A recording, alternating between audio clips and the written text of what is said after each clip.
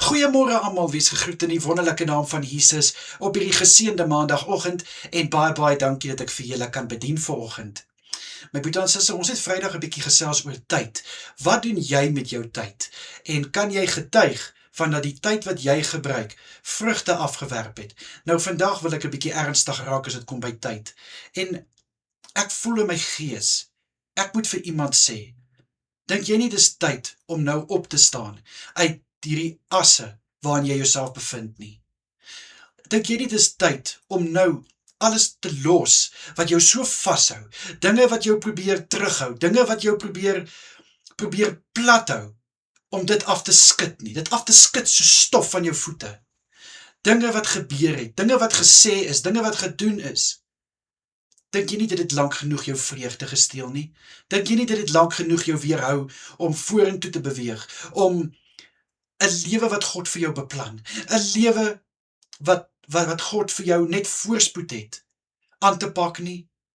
Is dit nie soveel beter om dit agter ons te los, wat agter ons hoort nie, en ons uit te strek na dit wat voor is, om die mooi in die lewe te geniet, die mooi in die lewe te vat, met sy kronkelpaaie, met sy struikelblokke, maar dit gaan net soveel meer vrug dra, want hoekom?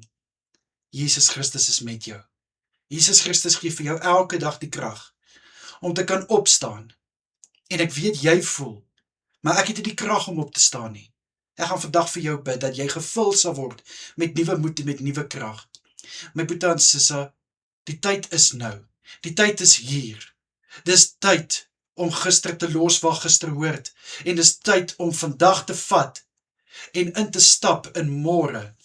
My broer en suster, daar is soveel vir jou, soveel wat vir jou wag, soveel wat jy kan vat en kan voluit leef, as wat jy heeltyd aanhou, vashou aan hierdie seer, vashou aan dit wat gesê is, vashou aan dit wat jou basies gevange hou. Dis tyd, my broer en suster, die tyd is hier, die tyd het gekom. Onthou, met die Here wat vir jou is en nie teen jou is nie, kan jy sê, dat saam met my God loop ek 'n bende storm, en spring ek oor 'n muur, want dis die God wat ek dien, die God vir Allerhoogste. Kom ek bid vir jou.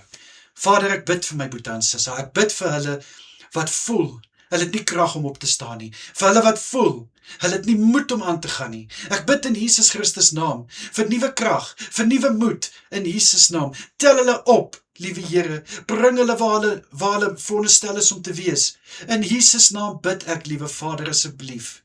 Raak my broer en suster vandag aan, met so 'n aanraking van U, dat hulle sal weet dis U, dat hulle nie net sal opstaan nie, maar sal opspring met 'n nuwe verwagting, opspring om te sê, maar vandag is my dag, en dit is die dag wat die Here gemaak het. Ek spreek dit oor hulle, in Jesus Christus naam. Amen en amen.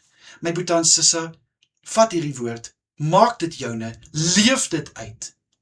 Julle moet 'n wonderlike dag verder hê. Kyk asseblief mooi na julleself, en ek bring môre vir ons weer 'n woord, natuurlik, as dit die Here se wil is. Totsiens julle, bye bye.